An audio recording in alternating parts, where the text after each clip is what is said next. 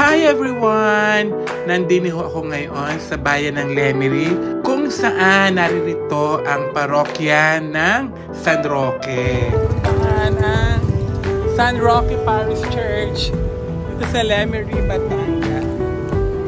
Parang inulit ko din lang ang sinabi ko. At sa harap po ng simbahan ay ang munisipyo ng Lemery na dati dyan nagtitinda si Puto Bongbong. Nakalimutan ko na kung anong tawag din pero kalimitan dito naghihintay na magkakaibigan at magjowa. Tama? Alam nyo ga kung bakit ko vilinag ang simbahang are? Sapagkat ito po ay bagong renovated. At simula ho nung bata ako, ay dininaho ako nagsisimba linggo-linggo. At dahil may parokyana po ang mga taga-bukid, ay doon na po kami pinasisimba ng mga pari. At namangha ako syempre sa pagkaka-fully renovated ng ating simbahan. At I'm sure na yung mga kababayan ko sa ibang bansa o napadpad na sa malalayong lugar ay magugulat sa pagbabago ng simbahan ng Lemery. Mas maliwalas na siya ngayon kung titingnan. Tapos, ang gaganda na ng mga painting. Eto, bakla pa rin. Yan pong taas na yan ay dati na po yan. Napakatibay naman ang kahoy na iyon. Hindi pa naman ho tapos aring pagre-renovate na ito. Pati yung mga santo nga po hindi pa na ilalagay. Pero nakikita ko na po agad kung gaano ito kaganda kapag natapos. Sakto naman ho na dinala ngayon ang Nazareno na galing pa ng Quiapo, kaya marami ho ang pumapasyal ngayon din eh.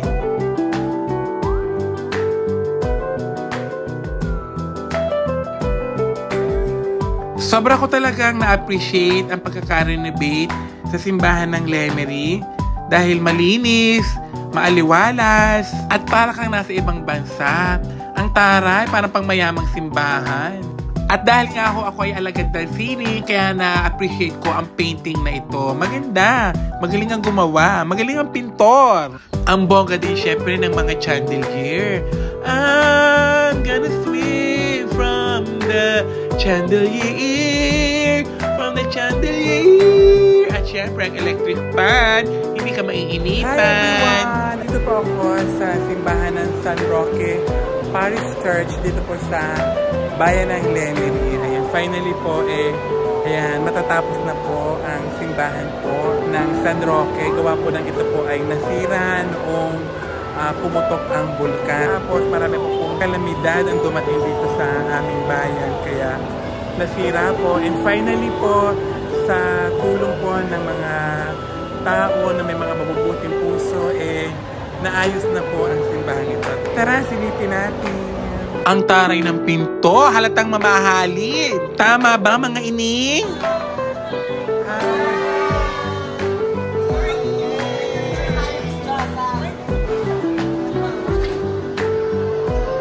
Talagang busy-busy ang mga ang mga babae sa sinagoga. Pero ngayon naman.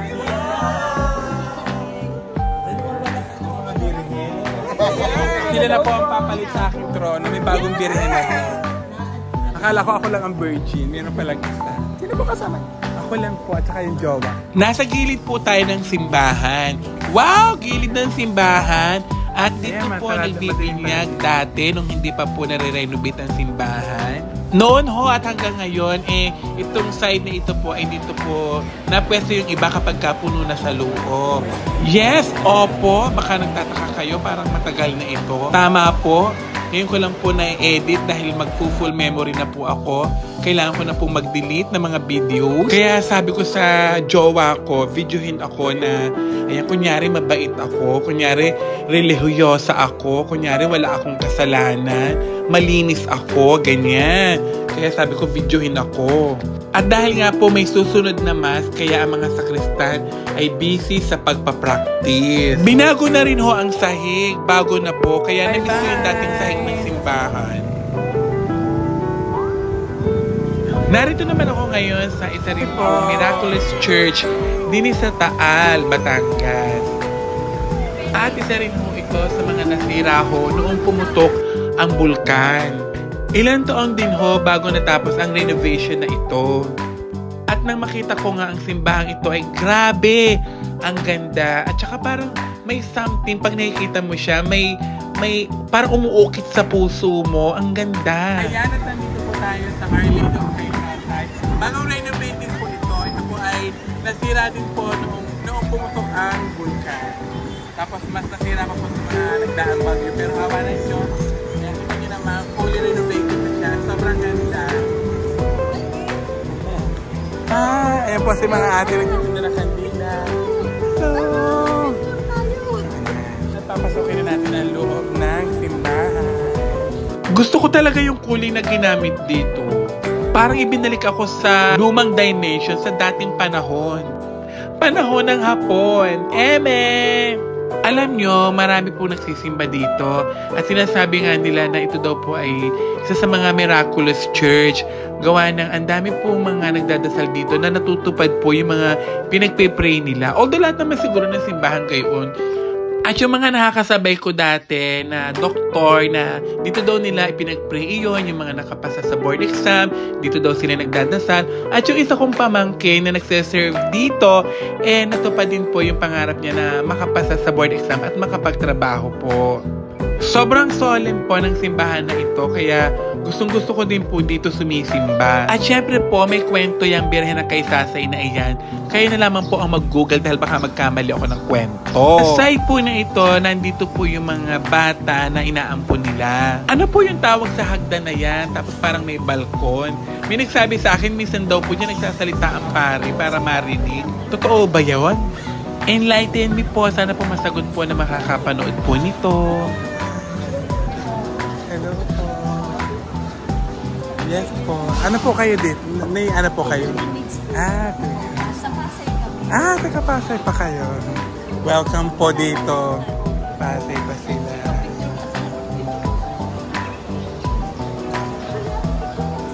Sige po.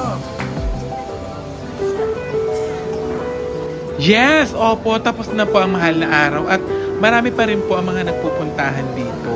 Ang ganda yung simpleng-simple, yung antique talaga siya, na-preserve talaga siya, yung luma na siya, pero ang ganda-ganda pa din ng simbahang ito.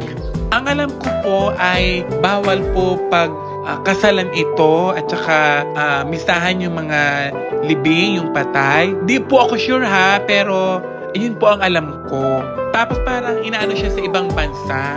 Ano yung ano? Basta nakalimutan ko. Ayan, bago po pumutok ang Bulkang Taal, yung mga nanay ko po, mga tiyahin, sila po ay nag-dito. Sila po ay bumabasa din. Mayroon silang isang week na sila po ang mga bumabasa dito kapag may misa. Tapos ito po yung chapel dati. Noong sira po itong simbahan, dito po sila naglagay na parang temporary na simbahan para at least nakakapag-misa pa rin po dito. Maganda po yan dati, kaso ngayon po parang naging tambakan po siya.